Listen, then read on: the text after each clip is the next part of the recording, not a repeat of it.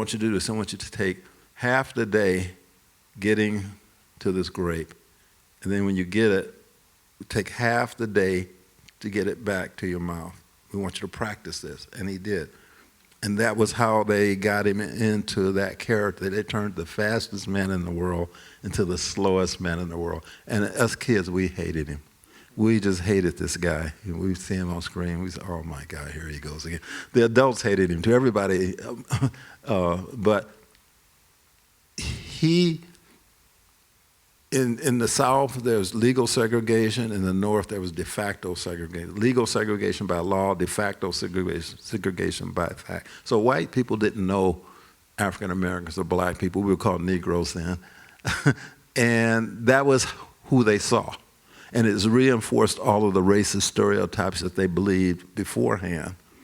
And so I became keenly aware as a young person is the power of film and how it could be used, to influence people, And those are some of my earliest memories. Yep. Point number one, I would have been hanging out with your grandmother. Point number two, some of the best films noir were about California, but that's a different story. We're going to talk about that later. Well, I have to disagree with you. They were about New York. The Big Sleep, Maltese Falcon. Okay, all right. We won't get into this. Look, we went to rival schools. Yeah, we went to rival schools. We're already starting. Yeah, we started right away. He went to USC. Let anything be the reason. I went to UCLA. We're rivals in everything. But I'd have been hanging out with your grandmother. Yeah. Okay, the same question to Dennis. Tell us a little bit about what you came up watching. Well, it's already interesting for this dialectic. What did you come up seeing, regardless of what genre or what country, what style, whatever? What did you come up seeing, and sort of therefore what eventually had a formative influence on you? Much more boring. I didn't watch anything much. When I came up, the $6 Million Man on TV was the biggest thing for me. The Incredible Hulk. I didn't watch that many movies. The earliest movie that I remember watching, my mom took me to see was Creamer versus Creamer, which was Dustin Hoffman, divorce. But my mom went through a divorce, so I guess that for her that's why we were there. But I was like 5 or 6. I didn't know, but I remember the little boy falling and bleeding and him running to the hospital. I'll never forget that, and I've only seen the film twice, once as an adult and one as a kid. So that stayed with me, but I never really had a lot of love and affection for film. It was just something I did. I saw it, but the stories, the human element of it, especially why did that one stick with me, is probably what sort of influenced me in general. I was a writer, creative writer, but I never really thought about film. So TV. Yeah, cool. I like TV. What else did I watch? I have the worst memory ever, so it's hard for me to. But I think for the most part, music was a bigger influence on me than anything else, and I spent a lot of time collecting my father's records. Moving from that era, he was old records, and this was like the 90s, and then I went to MP3s and downloading on Napster like everybody else, and discovering music from all over the world. So I think that's really my entry point for influence for anything creative, if that makes sense. All right, thank you. Let's skip forward a little bit now from, I guess, childhood to university years. And we'll come back to you, Mr. Clark, and we'll talk about that other LA school called UCLA.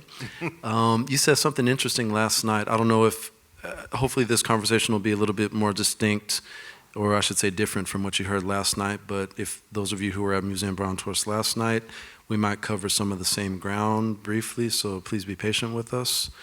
So something last night that you said that was really interesting to me, and this is sort of the stereotypical divide between USC as a film school and UCLA as a film school, right? In USC, you're supposed to be sort of taught to be a wheel in the industry machine, sort of like a cog in the machine. And in UCLA, you're given more freedom, sort of the spirit of an artist is provoked and nurtured a little bit more. So it's interesting for me to hear about the things that you all watched, which is the same stuff we were watching at USC. But that's interesting to have that background of what you were looking at and what influenced you. But what I want to ask you, and what we maybe didn't discuss last night, was techniques and technology. What was your film school education like in the sense of this is where you need to place the camera, or this is how you need to cut this shot, or this is how you need to light this shot? How rigorous was that, or how free were you in that sense of developing the technical means of your aesthetic? Yeah. Well, UCLA was very different from USC in a lot of ways. Well, in many ways, USC had better professors, for sure. All right, I have to admit that. Okay, but when I arrived at UCLA, the department had a lot of what they called dead wood. These were professors that had been there for a long time. Many of them had never made a film. They kind of came in on the ground floor when the film school was discovered, or somehow they got these jobs. There were a few good professors. Don't get me wrong. There were a few that were really good, but there were quite a few who were in control of the department who really didn't even show up. I remember taking a class. I saw the professor the first day of class, and I saw him the last day of the class, and that was it. And we were on our own. So we had the candy store to ourselves with no adult supervision. And so many of the things we discovered on our own. We didn't, at the time I was there, we didn't have a cinematography class. Cinematography class came just as I was leaving, about maybe a year before I left. As a film student, I never took a sound class. I never took a cinematography class. All of the crafts classes that I should have been taking, none of us took because they didn't exist, and there was no one to teach it. From time to time, they would hire a lecturer that was really very good. And that lecturer would stay maybe 1 year, and they wouldn't renew the contract. There was one guy, Alex, his name was Alex Funky, and Alex Funky was brilliant in special effects. And he taught there for 1 year, and they kind of chased him away. He went on to win an Academy Award in special effects. So there was a program that I entered that was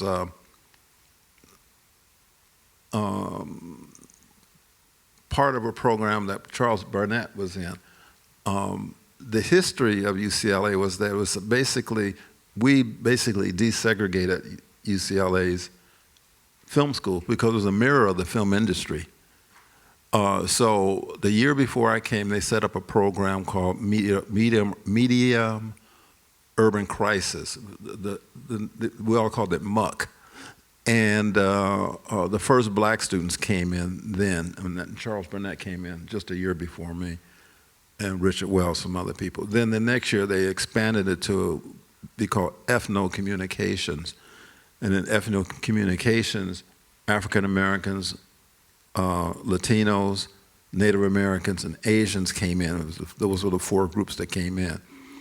And so we were very lucky in the sense that everybody arrived in the same place at the same time.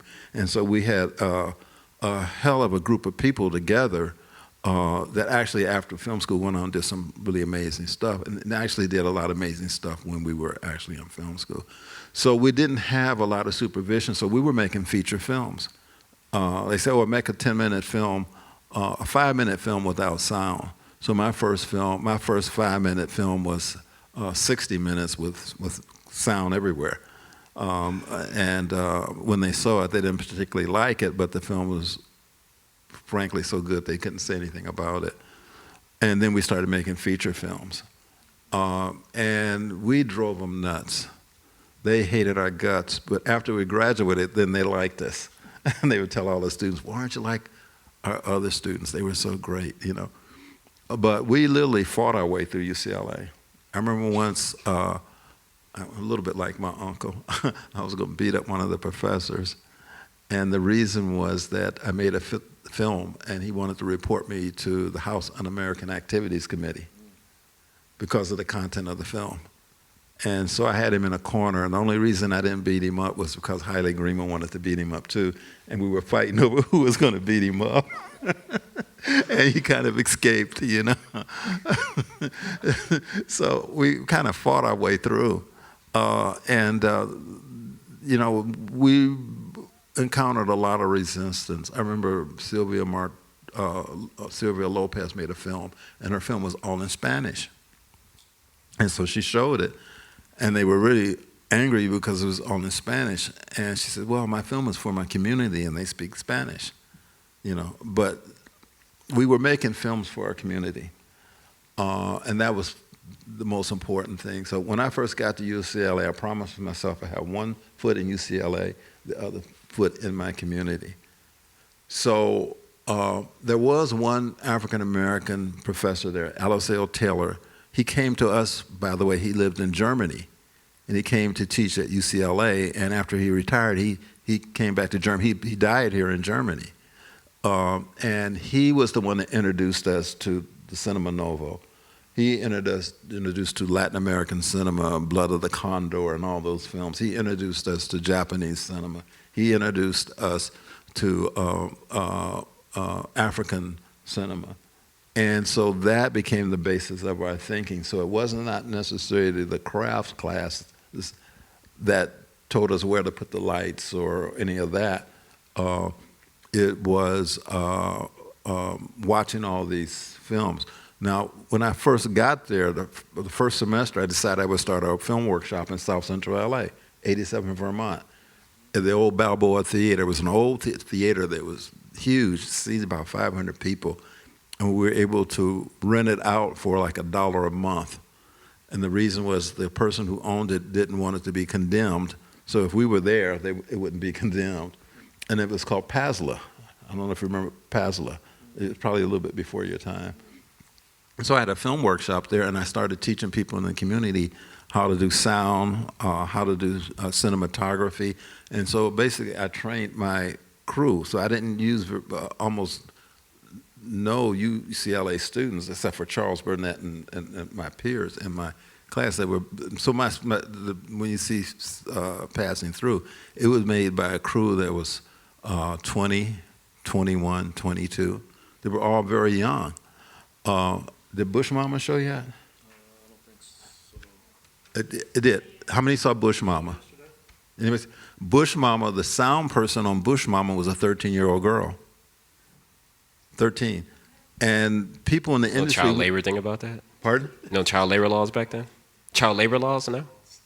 Oh, we didn't care about that because nobody was getting paid. She was the niece of Barbara O.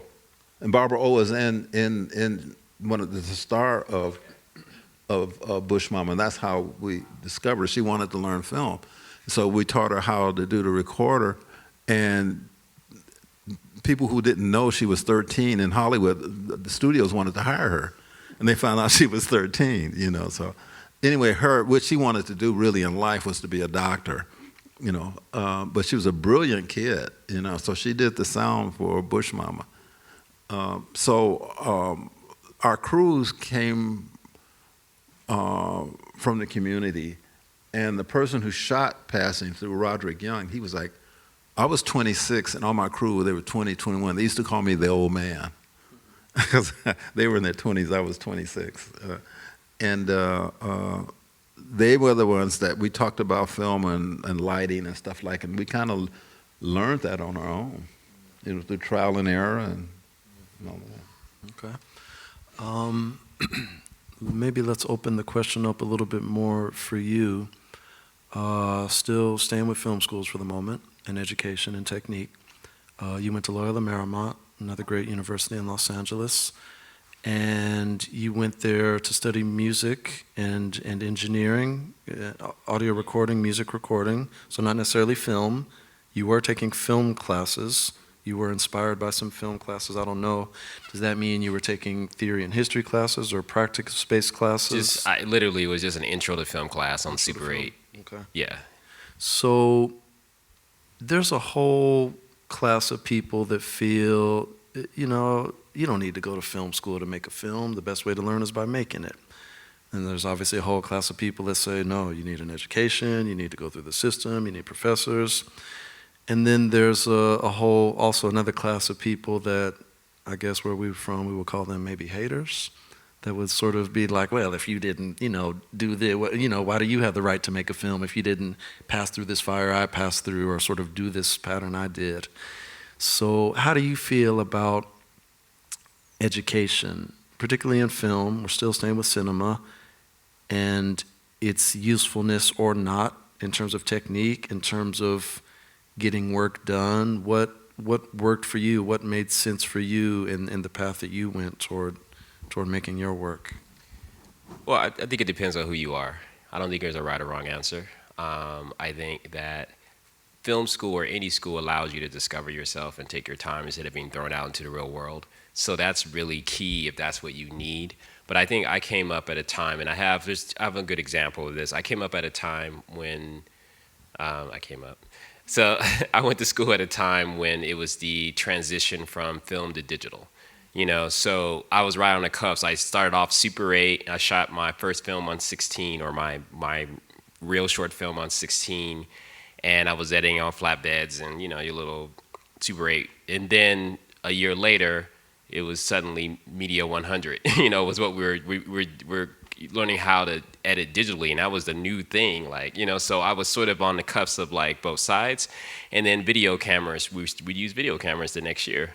So I saw kind of both sides, and my example really is, for me, since I didn't intend to be a filmmaker, it was great to go to film school because it allowed me to discover what was going on, and it gave me just a sense of direction or some parameters. Even if you break the rules, you didn't know the rules in general, or what everybody else considers to be standards. So I would say just on that level, whether it's a book, a couple books, or school, you don't need to disregard what's out there and what has been done in the history and where the industry is independently and major. I think you need to know what's up so you know where you fit in.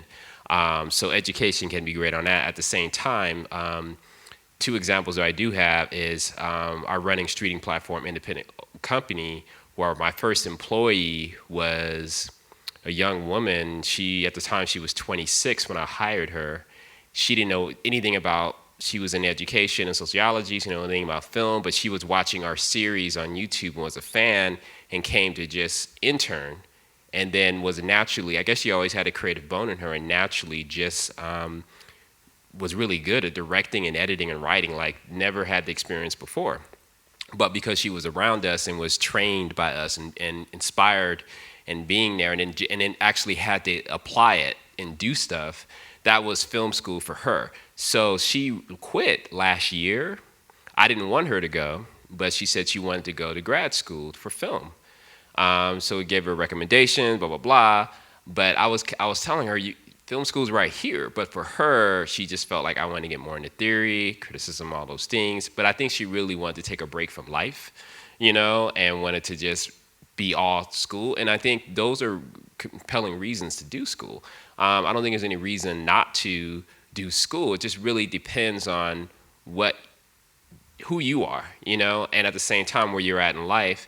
And then my other example is my son. I have a 14-year-old son who was an actor in one of my series on my platform, and I didn't realize he was watching me all this time. He's the middle child, so no one pays attention to the middle child as much. But one day, he didn't really want to go out there and be a real actor, but he's had a natural knack for it. He said, "Can I have a laptop?" I said, "Well, why?" And he said, I want to try filmmaking. And I was like, "Oh, okay, I should pay attention to you, man." Okay. So I got him his little MacBook Pro, and he just started teaching himself how to edit, but he came up in the time of YouTube. He had a YouTube channel secretly that I didn't even know he had. You know what I mean? But he was keeping a secret. He was filming himself. He had little video cameras, and he was doing all kinds of things. So when I discovered that was around the same time he asked for a laptop. So he's, of a new generation where kids are not going to film school. But actually, he ended up getting, there's a school in Los Angeles called Los Angeles High School of the Arts. So they just opened a cinema arts program for these high school kids about 4 years ago. So they only choose 38, 40 kids a year. because he's always around me doing films, you have to do a sample film, you got to apply like his regular film school in theory, and it's a little political too, obviously. He got in, and it was like, it's all these celebrity kids, but he got in, and it was like, wow, this is a big thing. So now he is a 14-year-old filmmaker, not going to college, he's going to high school for film, so it's like, that's like, did he need to do that? No, but is that an extra, layer for him or extra leg up? It's amazing, you know what I mean? So for me, it really is no wrong or right answer, but he's so curious and soaking it up. I wish I had that as a kid, even though I didn't know about film, for him to have the experience of YouTube and all the technology, being able to do stuff at home, and the costs are down and all the digital tools. You don't necessarily have to go to film school, but he's an example of getting both, and early, you know what I mean? So I don't know what he's going to become and where he's going to go, but I mean, I think it's an amazing time to have these many choices, if that makes sense. Yeah. Film school's kind of it really took off in the late 60s, I think. It became real sexy in the 70s, especially. Did you say sexy? Sexy. Okay. It was sexy to be in film school. Yeah, I got sexy you. to be in film school. I mean, we used to walk around with leather jackets and film hanging out our back pockets. We didn't have the film hanging out our back pocket, but we did walk around with leather jackets. Okay, so let's talk specifically about black cinema, I guess, and hopefully it won't be too broad. Apologies if the questions are too broad.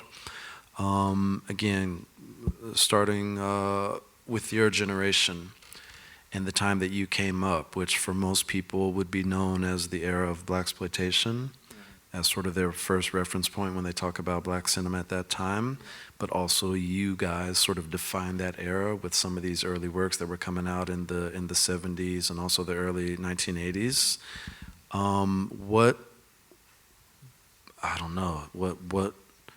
What was black cinema to you? Was it something that you aspired to? Was it something that you felt needed to be changed? Was it a politic or an aesthetic that you were trying to sort of shape? What was black cinema to you at that point in the history of cinema? Yeah, all of that, yeah.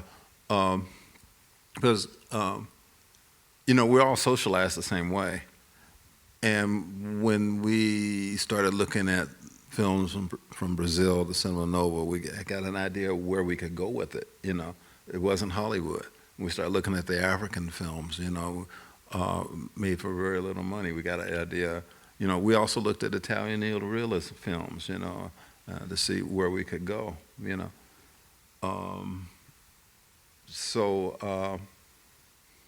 I'm sorry, I forgot the question. I'll modify the question a bit. Was black cinema for you a conversation that you wanted or needed to enter? Yeah. To sort of move in the direction you wanted to move it in? Yeah. We used to... Or is that, I'm sorry for interrupting. Let me expand that even further. Is that too... Would that have been too much of a theoretical impulse, right? Artists don't always, sometimes we try to over-theorize and over-critique and over-explain. There's obviously also something instinctual, not, okay, I need to make a great piece of black cinema. Yeah, well, first of all, there was a missing generation of filmmakers between 1950 and 1960. Oscar Micheaux had passed away, and there's that gap. And then in the 60s, things kicked up. Most of the generation before me, they were out of the country. Bill Greaves was in Canada. Melvin Van Peebles was in France. Bill Alexander was in France. Bill Crane was in France. Michael Schultz made his first film in Lebanon. And then they started coming back.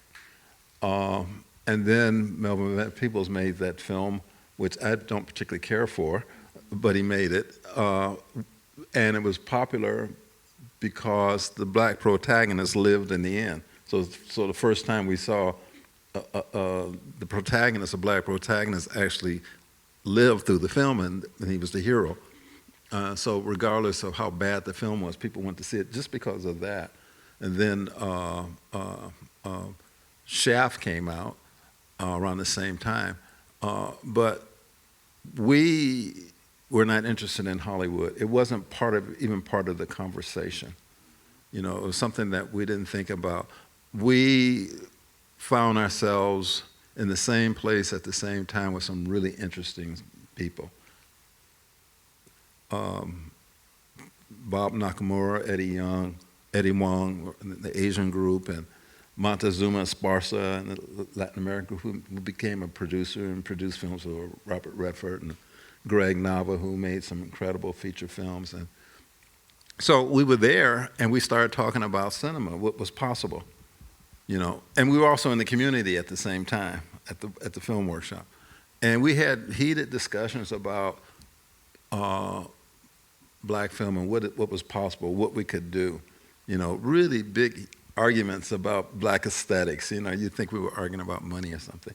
So we just immersed ourselves in the idea of black cinema and what we could do. The politics of it, the aesthetics of it, you know, the history of it, because you always got to look back to go forward. We began to make films. You have to do it. And as you make films, you start clarifying your ideas. It's because it's not theory. Theory, I'm sorry if any theory people in the audience, theory can stop you from making film. Also, technology can stop you from making a film. You know that stuff and you throw it away and you make a film, you know. So we started making films. You know, my first film was at UCLA, the first film was a Super 8 film. And you start asking questions. You know, what is cinema? You know, who is the audience? What are aesthetics? What are we trying to achieve? What has come before us? What are the Cuban films, which blew us away? You know, Memories of the Developed and the rest. So I think we, as a group, we sort of found our way. Outside of Hollywood. We didn't think too much about black exploitation films. They were there, but that was really none of our business. That's not what we were, because I saw them all, but they had no influence on us, really. It was a film movement discovering something else.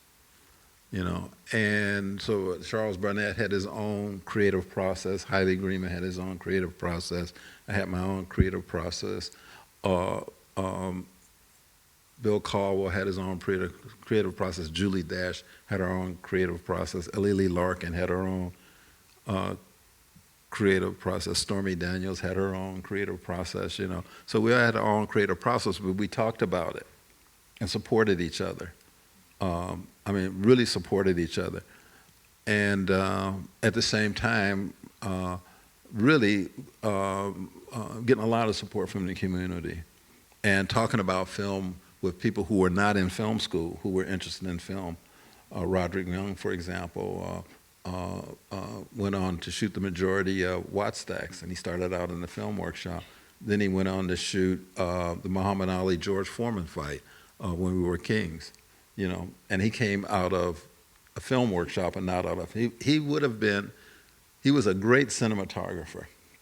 You know, if he had stuck with it, he would have been a great cinematographer. And at the same time, I had people like a guy named George Geddes, who was inventing things before they were invented. He invented a remote control assistant cameraman before the Steadicam existed. He invented some lights that everybody uses now years before they came into existence, you know. So we were inventing, you know, for example, my film I didn't shoot on Kodak. I was the first person to shoot on Fujifilm in the United States. All my film came from Japan in these big cylinders, and I had to break them down to 400, you know, and we did experiments with it. In fact, Julie Dash and I and Roderick Young, we did experiments with Fujifilm for skin tones.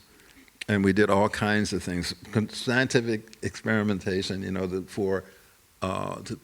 figure out how to get really good skin tones for African Americans, and that wasn't done at that time. The only other person that was doing it was a Hollywood cinematographer, John Alonzo. He was from Mexico. Now every cinematographer knows how to shoot African American skin tones. It's not even a question. Oh, I know how to do it. But before, we weren't considered. You would like the white people, and you forget about the black people, and you can't photograph. People are skin tones are different, so you have to photograph them differently. And I use Fujifilm because it was made in Japan, and the skin tones were a little bit closer than Kodak. Now, it pushed Kodak to make a better film, So there was a lot of experimentation, and we questioned everything. We questioned everything, and we didn't have professors to stand in our way. We had a few good professors that were supportive, but we just basically did and experimented and found a way to do what we did. Mm-hmm. And then I would like to also turn the question to Dennis, and then we'll have about 5 or so minutes for questions from the audience. So thank you for your patience. But before we get there, the question is open to you also, Black cinema, in terms of your generation. Whether you were studying or when you were first coming up in the business world or whatever, what were you seeing as Black cinema then? And maybe you can also give us a view on where it's at now. Again, apologies for the big questions now as we get close to the end, but what are your thoughts on Black cinema in terms of where it is and where it's going, maybe?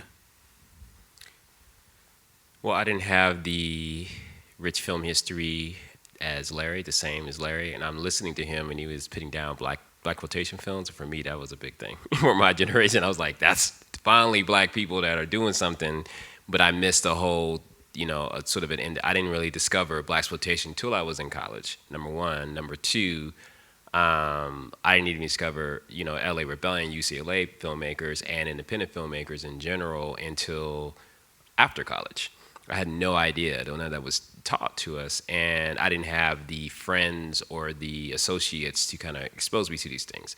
So, but I did feel like, yes, there was something missing for my generation in the sense of I didn't really get into commercial films. I didn't get into, I grew up in the 90s, so it was a golden time on the commercial major studio and TV side in theory.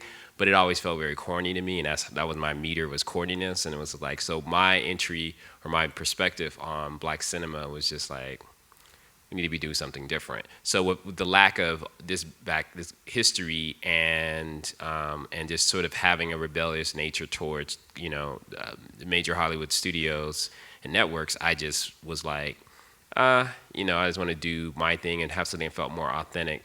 And I really forgot the question at this point. So what was it? No, just trying to tie up these thoughts on Black cinema.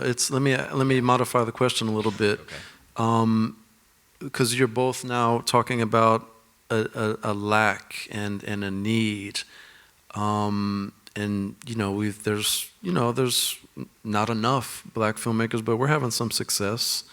Where is that need? Is there still a need to define what Black cinema is? Is there still a need to push it? This is obviously a silly question, but is there still a need to push it in certain directions? Where are the lacks now? What are the gaps that need to be filled now with Black cinema? Well, you're talking about two different buckets. So if you asked me this question 3 years ago, it would have been a much different answer. I think there is an explosion now in this Black content, not Black, cinema, but just content across all platforms.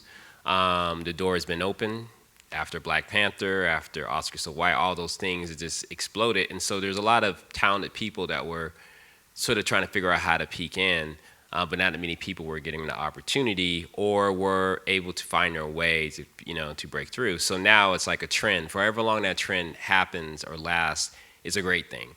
But I think it's really important to think after this, because when you get that validation from the major industry, everybody wants that holy grail, but you always need to have that sort of sense and groundedness of your own, because I think that is really going to be a trend. And we were talking about this the other day. The trends are going to go to something else and something else, and maybe some residue and some things will stick behind. But I think it's really important for Black cinema, or just Black people in general, to be able to have stories for themselves, is to not count on the industry.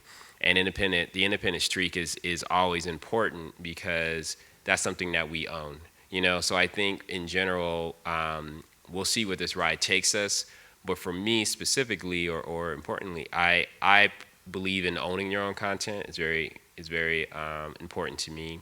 I believe you should be able to, have a career where you want to be. And so there's more avenues for Black filmmakers to tell their stories. It's a wonderful thing. But don't think, hey, now we made it. You know what I mean? I think it's really a scenario where I won't say don't care, but my perspective is I don't actually care what they're doing per se. I care more about what, for our community too. I think that's what we share in similar. It's the community that we're servicing, whether it's due to major Hollywood studios or digitally, direct the audience. It's just pay attention to that, and white validation is not a part of my criteria. Independent cinema, this is really interesting. Independent cinema changed Hollywood cinema. It changed the aesthetics of Hollywood.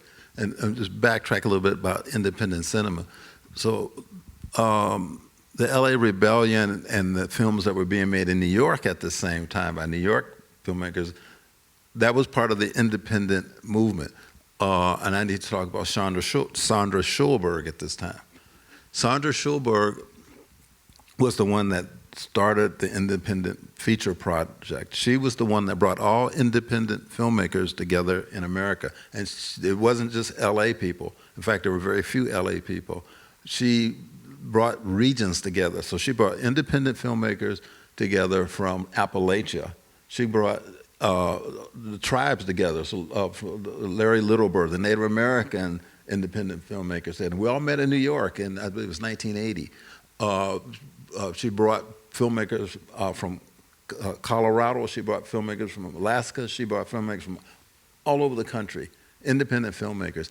And she invited, there was a woman who was sort of the head of Australian films, which were breaking big at that time. And so, and we discussed financing, and a lot of the finance for early independent films came from Germany, German television. So all these independent filmmakers came together, and I asked the woman from Australia, who was the head of Australian film industry, about the industry. And what she said was interesting. She said, in Australia now we're developing cinematographers, we're developing actors. This is 1980. We're developing actors, and our biggest task is keeping our talent in Australia, because Hollywood likes to raid indigenous film cultures.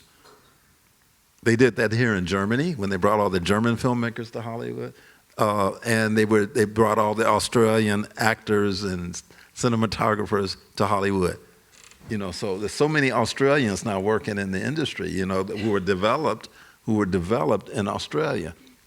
So I could kind of see what she was saying, because I knew then that Hollywood would come after the independents. First they came after the financing. They cut off the financing. They went to all the European entities that we were getting money from and told them not to give money to us, but to give money to them.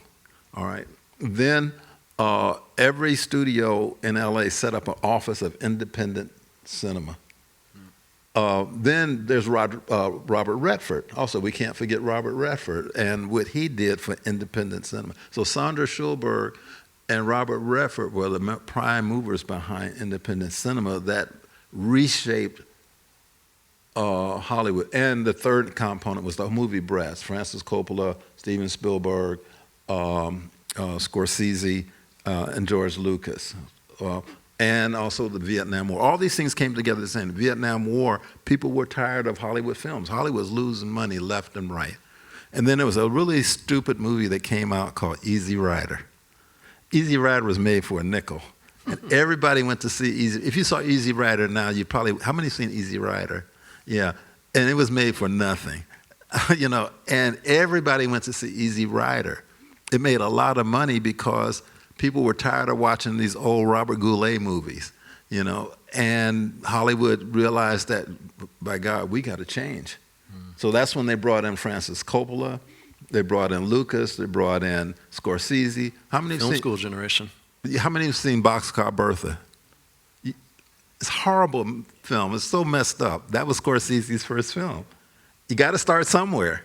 So that your first film is not so hot. Don't worry about it because you got every filmmaker got a film that is really horrible. That first film is like you put it in the closet.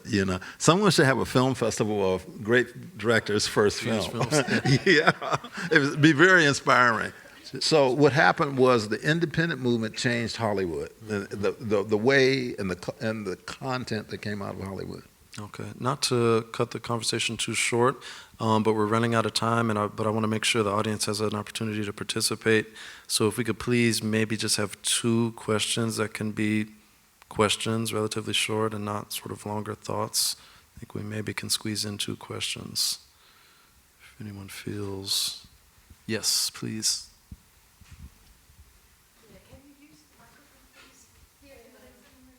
Oh, sorry. There's a microphone in the middle. And whoever was also raising their hand, this lady with the green shirt, you can feel free to move over to the microphone also if you want to be ready. I have a question. I hope it's not naive. Or what defines, or what is the criteria for you for black cinema? Is it the story where it's based, the people that act in it, the movie maker, or is it all together, or can it depend, or? It's all of that. It's like our example, paradigm is jazz. Jazz is an African-American art form, clearly. But jazz is just not made up of African-Americans. You find there are white jazz musicians that are part of the conversation. You find there are Asian jazz musicians part of the conversation. You find there are African musicians part of the conversation. So it's all of those things that you just mentioned, I think. You know what I think? I think what's important is this perspective. We think it's what's in front of the camera, but it's really a perspective. If you're making a movie and it has all black characters, but it's very broad and trying to, just draw a big audience, I don't think it's black cinema. So I think a perspective, that doesn't mean it's one perspective. It just means it's a perspective that's very specific. And I think Larry says it all the time.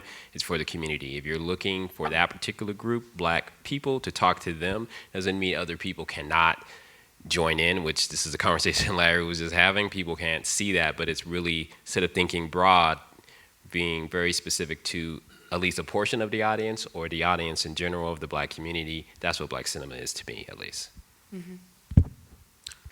We have another question. Would you like to please go to the microphone? Sorry to be so formal. I'm under instructions. Where's the mic? Or don't go There's the mic. and be an anarchist. The microphone is here. Just yell. There was also a connection like with Kenneth Anger and other experimental filmmakers. Connection? Like with Kenneth Anger. Only connection is that we're filmmakers. No collaborations or inspirations. Not that I know of. I don't know about collaboration, but I'm pretty sure you wouldn't have been I don't think he would have been in the same circles. I don't know who he is. Oh, Kenneth Anger, yeah. Well, really important experimental filmmaker, but was making films before you would have even got to UCLA, if I'm not mistaken. Kenneth Anger's early films were from the late 40s, early 50s. A little bit older than you. I'm not. A lot a bit older than you. I'm not hot on experimental films. I think they are. The question is, what do you do with the experimental films? What is the content of them? But I don't know who he is. I took a class in experimental film once, and I had purposely failed the class. On purpose, I was a graduate student. On purpose, I said, that's going to be my red badge of courage. I'm going to fail this class. Because again, we're talking about civil rights. We're talking about the war in Vietnam. We're talking about national liberation movements. We're talking about people getting assassinated. I don't have time to look at beds rolling down the hill or dots and dashes on the screen. It doesn't speak to me. So I purposely took an experimental film class to fail it. But that actually goes back to your point about having terrible professors, because there's a very extensive and rich history of engaged, experimental, and avant-garde cinema by people of all walks of life that deal specifically with what's going on with society and can do it with radical formal means. These people that you grew up watching, the Cubans, now, these sort of radical experiment, you know, the third world, so-called third world, showed a lot of the way in terms of how to merge avant-garde aesthetics with revolutionary politics. What are they? Now, Santiago Alvarez. Oh, I know Santiago. I know him. Of course you do. This is a him. classic example of the avant-garde. Yeah, yeah, but what is this film's about? 79 Springtimes of Ho Chi Minh? Content. The Battle of the Hour, what was it? The Hanoi 13. So these are political films. These are about something. Yeah, I know Santiago Alvarez. I met him many times. You know, I first met him in Los Angeles, and I met him in Cuba. I showed his films a lot in classes, you know. I know him personally. Yeah. So this is what it has come down to. The guy from USC represents and defends avant-garde experimental cinema. The guy from UCLA says, I know him. It's all about narrative and says, I knew this guy. I knew the guy. But I'm still telling stories. Yeah. So we're rivals. I'm telling you, we can't coexist. Gotta be something. It's fun. But my comparison with Kenneth Anger was, it's also part of a liberation movement. He was gay, and it was part of a gay aesthetic and developing a special camp aesthetic. So in a way, it's. Yeah, I wasn't exposed to him, so I mean, I could go on and tell you a lot about him, but I don't know anything about him. You know, I could fake it, but to be honest, I just don't know who he is. I mean, I don't know every filmmaker. I've never seen a lot of films I have not seen, and and I would not put Santiago Alvarez into the arena of experimental films. Why? They're revolutionary films. Oh yeah, but these two are not mutually exclusive. Here we go again. They're for sure not mutually exclusive. No, I guess they're not. But to be fair, Kenneth Anger, gay liberation culture, he was sort of part of a different era, different scene. If we want to talk about this sort of juxtaposition or this crossroads between radical experimental work, gay culture, black culture, we need to move forward a little bit, maybe talk about Marlon Riggs, maybe talk about Isaac Julian, maybe to talk about some different things, but Kenneth Anger is maybe a different comparative analysis. Yeah, I knew Marlon Riggs too. Yeah. He made a really fine film. We talked about a couple of fine films. Yeah. The Effing Notions was mind-blowing. Yeah, he was really talented. Yeah, he was. Yeah. Do we have time for one other question or no? Is somebody going to give us? We have time for one more question? Okay, somebody's got pressure, a good one. Yep.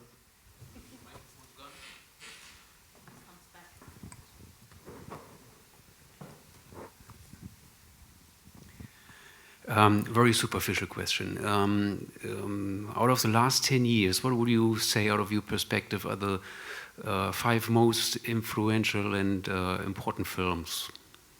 Oh, just the last 5 years? Yeah, spontaneously out of your head.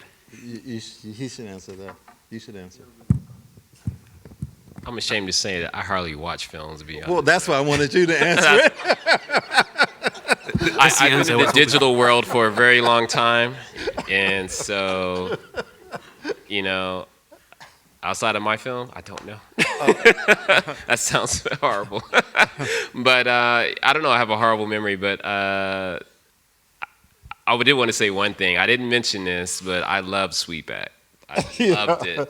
That just changed my life when I saw it, man. Playing tonight at 10:30 at the Hochschule. There, you know, I'm drawing a blank on it, but there have been some really great films, you know, and I've just, it's one of those things where you just draw a blank. It's kind of like so many, you don't know where to start. And right now I'm just drawing a total blank. But you know, there's a film called The Last Black Man in San Francisco, which was directed by a white guy, but there's been a lot of independent films that never seen the light of day, per se, or just saw a few things here and there, but I think this question might be better suited next year, because I think there's a whole lot of things that are coming out. And it's gonna be there amazing. are 2 important films that were made, whether we like them or not. One was Wonder Woman, Black Panther, you know, whether we like them or not, you know, because they got people thinking and talking, you know, and gave people a sense of identity or possibilities, you know. So those were recent films. I think that, I mean, they're not high art. It's not like, you know, we could always go, we would be talking about foreign films if we want to talk about really fine films, you know. But for Americans, for sure, I think that those were two important films, you know. Selma was an important film.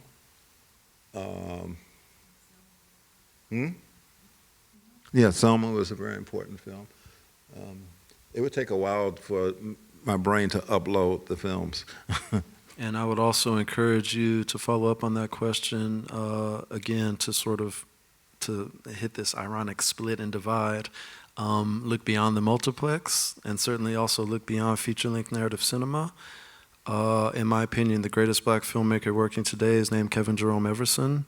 He's working sort of at this junction between documentary and avant-garde, shorts, feature lengths, 8-hour films, 1-hour films, 1-minute films, you name it.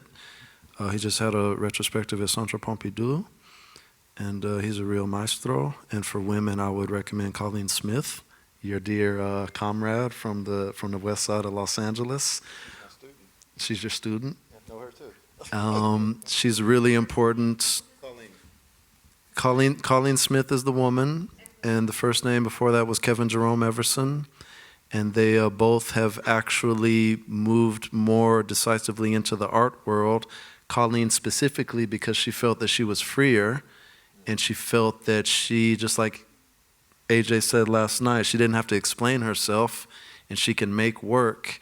So I think there's really interesting things happening in terms of black cinema that are non-traditional, anti-traditional, anti-narrative, avant-garde, experimental, underground, alternative, whatever we might want to call it.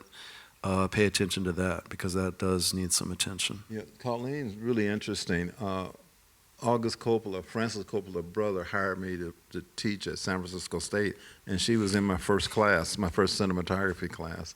And You taught her at SF State? Yeah. Really? Yeah. Okay, so you're okay, I have to say this now. So okay, this is beautiful. So you are part of an unbelievably amazing cohort of professors that Colleen Smith had at San Francisco State. Sitting right here on this stage, Larry Clark, one of the masters, one of the maestros of the LA movement in the late 1970s, early 80s. Colleen Smith, when she studied at San Francisco State, Larry Clark was her professor, Angela Davis was her professor, and Trinh Minh Ha was her professor. These are three... And Angela Davis is my sister-in-law. Yeah. So imagine an artist with that sort of grounding. I gotta one-up him now. Yeah. Imagine an artist. So I bow to you, because imagine an artist. So now you must all seek out Colleen Smith when you know who sort of seeded her mind with theory and practice and sort of a critical spirit. And so that's evidence of how sort of special she is. Colleen was in my class, so she had a class with Angela, so she went to, I'm taking this really good cinematography class. So I said, yeah, that's my brother-in-law. That's crazy. Yeah. We have time for another small question? Yes?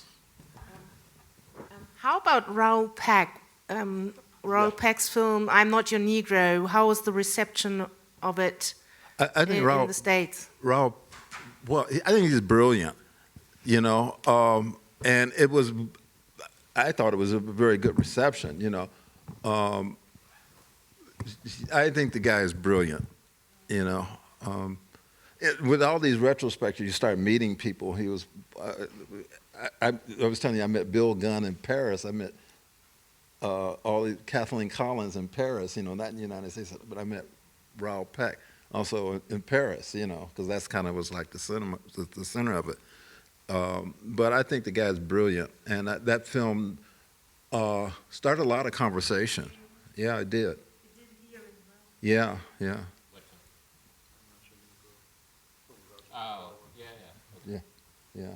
And people started talking about Baldwin again, you know, because I remember when I graduated from high school, one of the first books I read was The Fire Next Time, And then I started reading Giovanni's Room and everything else. So I was reading, at the same time I was reading Hemingway and Martin Luther King's Why We Can't Wait. So I was I didn't read that much in high school. Right after I graduated, I was reading everything that I probably could get my hands on. Yeah, and Baldwin was one of the main people. Last chance. Somebody said no. I know that voice. We don't have any more chances. I think, did we overstay our welcome? We're out of time anyway.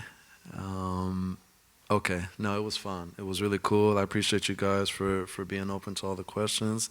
I'm looking forward to moving on to sports now and starting to lock horns that way. And thank you all for being here.